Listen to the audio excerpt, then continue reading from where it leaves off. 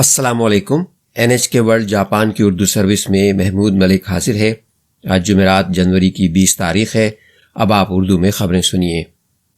حکومت جاپان نے corona virus infections میں تیزی سے اضافے کے پیش نظر ٹوکیو سمیت مزید 13 پریفیکچروں میں نیم ہنگامی حالت نافذ کرنے کا اعلان کرنے کا فیصلہ کیا ہے، جو جمعے کے روز سے 13 فروری تک نافذ رہے گی۔ یہ 13 پریفیکچر ہیں: ٹوکیو، سائتاما، چیبا، کاناگاوا، گنما، نیگاتا، آئیچی، گیفو، میے، کاگاوا، ناگاساکی، کماموتو اور میازاکی۔ اس تازہ ترین اقدام کے ساتھ اب نیم ہنگامی حالت کے تحت آنے والے علاقوں کی تعداد بڑھ کر 16 پریفیکچر ہو جائے گی۔ اوکیناوا، یاماگوچی اور ہیروشیما پریفیکچروں میں یہ انتہائی اقدام پہلے ہی سے نافذ ہے، جہاں قبل ازیں متاثرین کی تعداد میں اضافہ ہوا تھا۔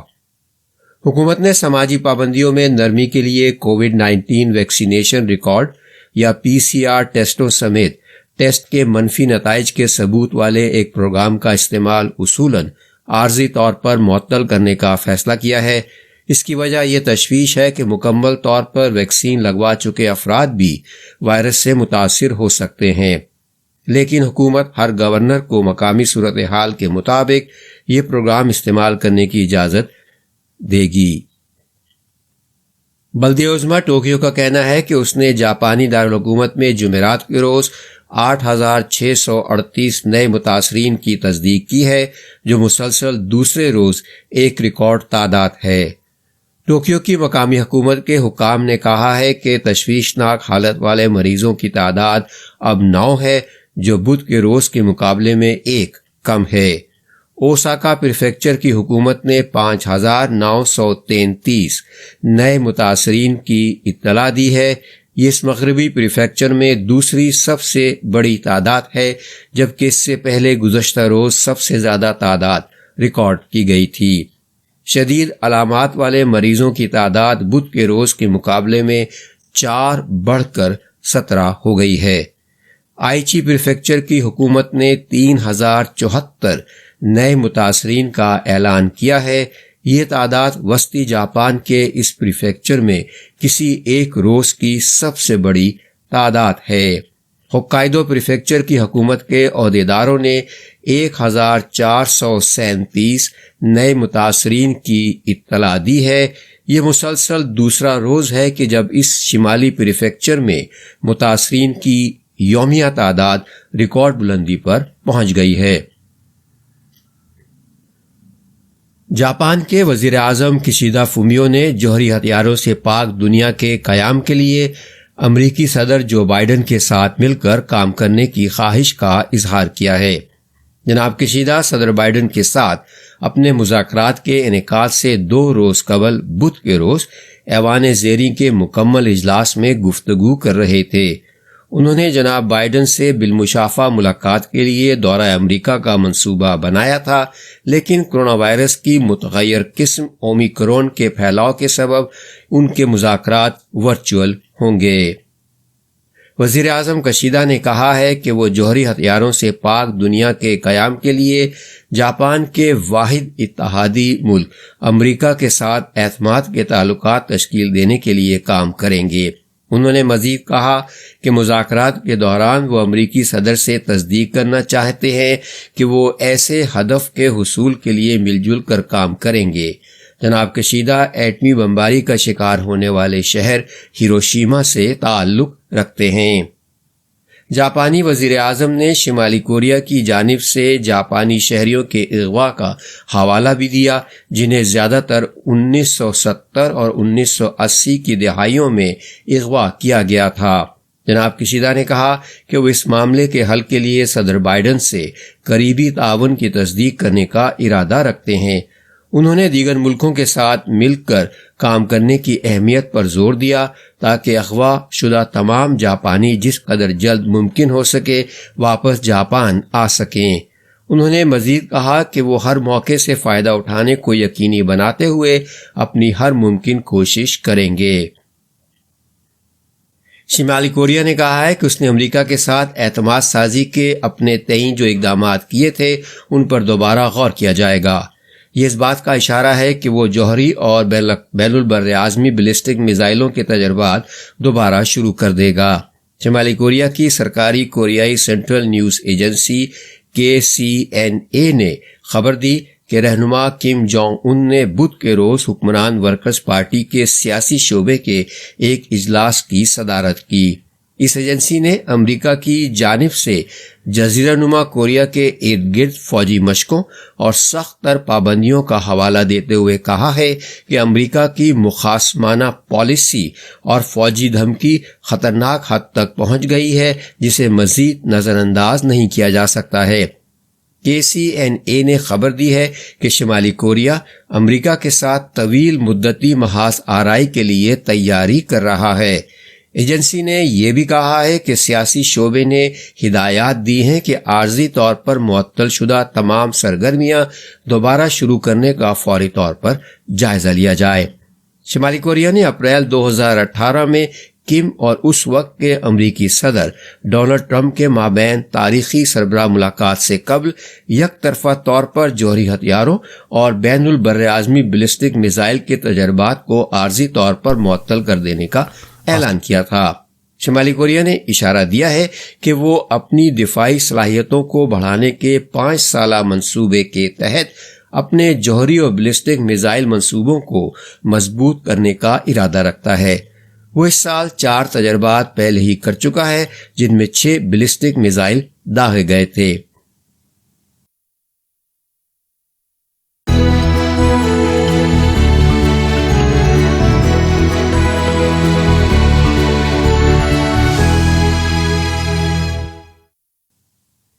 یہ خبریں NHK ورلڈ جاپان کی اردو سروس سے نشر کی جا رہی ہیں۔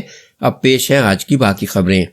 نیوزی لینڈ نے امدادی سامان سے لدا ایک فوجی مال بردار طیارہ آتش فشانی سے تباہ حال ملک ٹونگا روانہ کیا ہے۔ طیارہ جمعرات کے روز اس جزیرہ ملک میں پہنچ گیا۔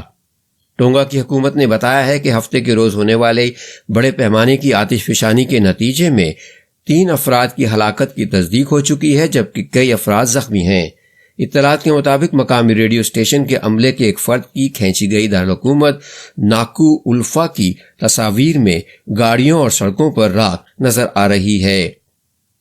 ہوائی اڈے کے رن وے سے آتشی راکھ صاف کر دیے جانے کے بعد نیوزی لینڈ کی حکومت نے جمعرات کے روز فضائیہ کا ایک مال بردار طیارہ ٹونگا روانہ کیا ہے۔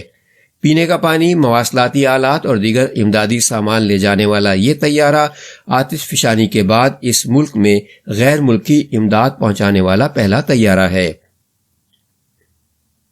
امریکہ کے وزیر خارجہ اینٹونی بلنکن نے یوکرین کے بحران کے حل کی کوشش کے لیے یوکرین کے دارالحکومت کیف کا دورہ کیا ہے اور یوکرین کے صدر ولودیمائر زیلنسکی سے ملاقات کی ہے۔ انہوں نے خبردار کیا ہے کہ روسی افواج انتہائی مختصر نوٹس پر حملہ آور ہو سکتی ہیں۔ تقریباً 1 لاکھ روسی فوج سرحد کے قریب جمع ہے، تاہم فوجی کمان کا کہنا ہے کہ ان کی پیش قدمی کا کوئی ارادہ نہیں ہے۔ بائیڈن انتظامیہ نے یوکرین کی دفاعی فوجی مدد کے لیے اضافی $20 کروڑ کی منظوری دی ہے۔ جناب زیلنسکی نے امداد کی اہمیت پر زور دیا اور اپنے ملک کی نیٹو میں شمولیت کی خواہش کا اعادہ کیا۔ روسی رہنما فوجی اتحاد نیٹو کو اپنی سرحد تک نہیں پہنچنا دینا چاہتے ہیں۔ انہوں نے اس کے لیے تحریری ضمانت کا مطالبہ کیا ہے۔ جناب بلنکن کی جمعے کے روز جنیوا میں اپنے روسی ہم منصب سرگئی لاوروف سے ملاقات ہونے والی ہے۔ ایران کے صدر ابراہیم رئیسی نے اپنے ملک کے خلاف امریکی پابندیوں کا توڑ کرنے کے لیے روس کے ساتھ تعلقات مضبوط کرنے کے ارادے کا اظہار کیا ہے۔ جناب رئیسی کا یہ بیان بدھ کے روز روس کے صدر ولادیمیر پوٹن کے ساتھ مذاکرات میں سامنے آیا۔ امریکہ مخالف اقدامات پرست جناب رئیسی نے اگست میں عہدہ سنبھالنے کے بعد پہلی بار روس کا دورہ کیا ہے۔ جناب پوٹن نے زور دے کر کہا ہے کہ روس عالمی برادری کو درپیش مسائل سے نمٹنے کے لیے ایران کے ساتھ مل کر کام کر رہا ہے۔ انہوں نے اس بات کو انتہائی اہمیت کا حامل قرار دیا کہ روس نے سن 2015 میں عالمی طاقتوں کے ساتھ کیے گئے جوہری معاہدے سے متعلق ایران کا موقف جاننا ہے۔ جناب رئیسی نے خیال ظاہر کیا کہ دو طرفہ تعلقات مستقل اور کلیدی نوعیت کے ہوں گے۔ انہوں نے زور دے کر کہا کہ وہ اقتصادی محاذ پر اور دیگر معاملات میں روس کے ساتھ اپنے ملک کی شراکت کو مضبوط بنائیں گے تاکہ امریکی پابندیوں کا مقابلہ کیا جا سکے۔ امریکہ سابق صدر ڈونلڈ ٹرمپ کی حکومت میں سن 2018 میں یک طرفہ طور پر جوہری معاہدے سے نکل گیا تھا اور اس نے ایران پر دوبارہ پابندیاں عائد کر دی تھیں۔ امریکہ اور ایران معاہدے کی بحالی کے لیے بالواسطہ طور پر مذاکرات کرتے آئے ہیں، لیکن ان کی کامیابی کے کوئی زیادہ امکانات نہیں ہیں۔ روس کے روایتی طور پر ایران کے ساتھ دوستانہ تعلقات ہیں۔ جاپان کی بڑی فولاد ساز کمپنی JFE ہولڈنگز کاربن ڈائی آکسائیڈ کے اخراج کو صفر کرنے کے ہدف کے حصول میں مدد دینے والے منصوبوں کے لیے سرمایہ کے حصول کی خاطر خصوصی بانڈز جاری کرنے کا ارادہ رکھتی ہے۔ ذرائع کے مطابق کمپنی اپریل سے شروع ہونے والے مالی سال میں تقریباً $26 کروڑ کی منتقلی بانڈز نامی خصوصی بانڈ جاری کرے گی۔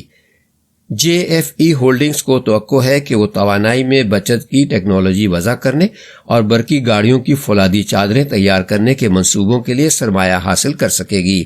منتقلی بانڈز گیس، فولاد اور کیمیکل کی تیاری جیسے بہت زیادہ کاربن ڈائی آکسائیڈ خارج کرنے والے شعبوں کی کمپنیاں جاری کرتی ہیں۔ ان کمپنیوں کو آزاد نگران اداروں کی جانب سے گرین بانڈ سرٹیفکیٹ حاصل کرنے میں عام طور پر دشواری پیش آتی ہے۔ جاپان کی وزارت صنعت نے کمپنیوں کی گرین ہاؤس گیسوں کا اخراج کم کرنے کی کوششوں میں معاونت کے لیے منتقلی بانڈ جاری کرنے سے متعلق رہنما خطوط کا اجرا کیا ہے۔ JFE ہولڈنگز یہ بانڈ جاری کرنے والی ملک میں پہلی کمپنی ہوگی۔ آج کی پہلی خبر ایک بار پھر سن لیجیے۔ حکومت جاپان نے کرونا وائرس انفیکشنز میں تیزی سے اضافے کے پیش نظر ٹوکیو سمیت مزید 13 پریفیکچروں میں نیم ہنگامی حالت نافذ کرنے کا اعلان کرنے کا فیصلہ کیا ہے، جو جمعے کے روز سے 13 فروری تک نافذ رہے گی۔ یہ 13 پریفیکچر ہیں ٹوکیو، سائتاما، چیبا، کاناگاوا، گما، نیگاتا، آئیچی، گیفو، میے، کاگاوا، ناگاساکی، کماموتو اور میازاکی۔ اس تازہ ترین اقدام کے ساتھ اب نیم ہنگامی حالت کے تحت آنے والے علاقوں کی تعداد بڑھ کر 16 پریفیکچر ہو جائے گی۔ اوکیناوا، یاماگوچی اور ہیروشیما پریفیکچروں میں یہ انتہائی اقدام پہلے ہی سے نافذ ہے، جہاں قبل ازیں متاثرین کی تعداد میں اضافہ ہوا تھا۔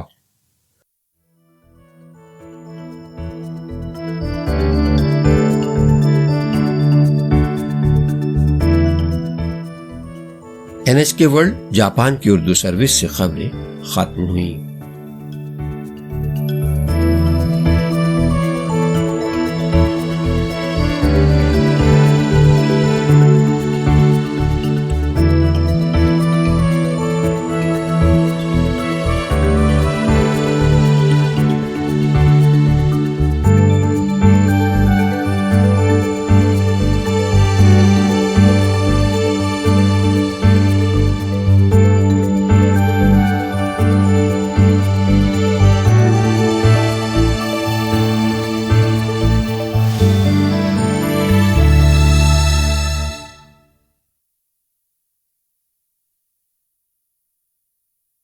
سامعین، پیش خدمت ہے پروگرام ورک پیڈیا جاپان۔ یہ پروگرام نشر مقرر ہے جسے آپ اس مہینے کی 6 تاریخ کو سن چکے ہیں۔